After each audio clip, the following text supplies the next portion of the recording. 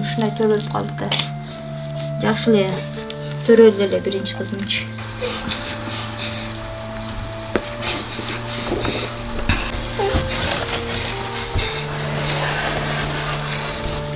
Операция кылабыз, бирок баспай калышы мүмкүн деди да, кызыңар баспай калышы мүмкүн. Ар күнү 2 мал перевозка кылып турам, болбосо 2 малдан 3 малдан перевозка кылып тур деди да бул враччы. Энди калып барганга ушу чоң суммада акча сурап атышат. Анча суммада менде акча жок. Сомго айтканда 1,5 миллиондай акча сурап атышат. Токтосун кызы Самара болом мен, анан Базар Койгондук болом, анан экинчи кызым да бул, анан тубаса грыжа менен төрөлүп калды бул. Ичимде түп боюмда барымда УЗИлерге түштүм, УЗИлерде деле көрсөтпөдү да мунучу мындай грыжасы бар экен, төрөлгөндө билип жүрөбүз да мунучу биз. Эми чет мамлекетке апарууга мажбур болуп атабыз мунучу. Ошо операция кылыш үчүн жок чоң суммада акча керек экен. Урматтуу кыргыз элим, ошо силердин жардам сурарга аргасыз болуп атабыз биз амчы. Кыйналып атабыз, өзүбүздүн ага акчабыз жетпей атат, жок акчабыз амчы. Жолдошум иштейт, жолдошумдун иштегени муну кызым дары-дармегине эле кетип калып атат. Анан муну жеп ичкен тамактарыбызга кетип калып атат да, анан буга эме пулубуз жок болуп калып атат да эми. Операция кылабыз, бирок баспай калышы мүмкүн деди да, кызыңар баспай калышы мүмкүн. Чет мамлекетке апаргыла деди. Индияга апарышка мажбур болуп атабыз, Индияга апарыш керек болдук. Анан ошого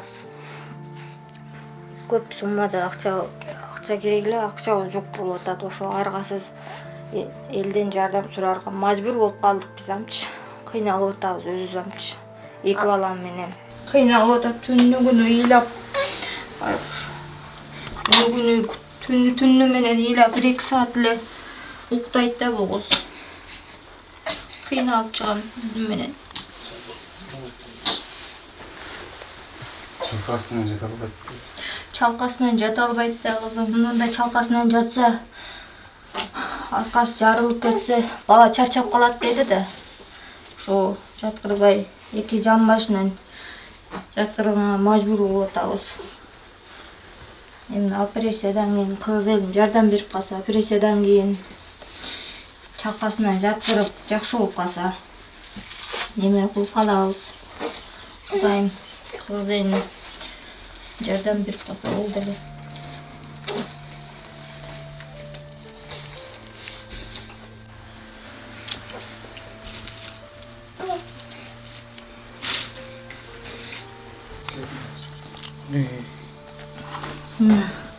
Мындай да чарасы ушундай.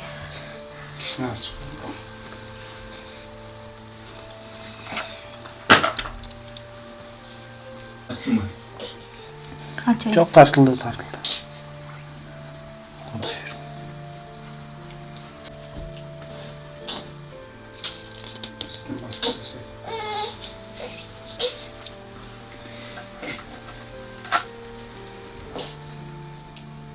Бизге жазылганча ушусунодан өтүп кетербиз. Кыргыз элим жардам берсе, эме кылса, кызымам жакшы болуп калар, чуркап калар.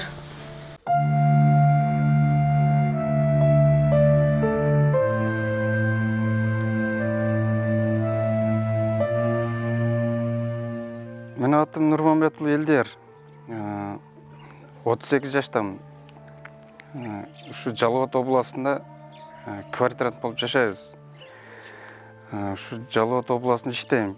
Үй бүлөм багам. Экинчи кызым ушундай тубаса грыжа менен төрөлүп калды. Азыр грыжасын операция кылганга мүмкүнчүлүк болбой атат. Операциягачы. Анан кыргыз элине кайтылганга мажбур болуп калдык. Төрөлгөндө кызым бел жагы оюк болчу да. Ошол чоңойгон сайын өсүп, эт болуп өстү, сыртка чыгып калды. Ичине суу толуп, операция кылганга туура келип калды. Суусу жарылып чыгып кетсе, кызыңар чарчап калат деп. Ошко алып барсак, ошто операция кылат экен, бирок кызыңар баспай калат дейт. Алар этти алып туруп эле тигип коет экен. Индиге алып барганга ушу чоң суммада акча сурап атышат. Анча суммада менде акча жок. Канча сурап атышат? Сомго айтканда 1,5 миллиондай акча сурап атышат. Бизде кызым ыйлаган сайын биздин да жүрөгүбүз чыдабайт. Түнү менен ыйлап чыгат. Көтөрөбүз, кармайбыз. Чыдабайбыз да бизде. Апасы болсо түнү менен эмизип чыгат. Курсагы тез ачып турат кызымчы. Ушу оорусуна байланыштуу. Мен да карап тура албай, ушу түнү менен уйку жок. Кызыбызды ушу түнү менен карап чыгабыз. Жалгыз үмүтүбүз ушу кыргыз элибиз жардам берип койсо, кызыбыздын өмүрүн сактап калганга себеп болушат эле. Орозо айында сооп иш кылып, колунан келишинче аздан болсо да жардам көрсөтүп койсо суранат эле.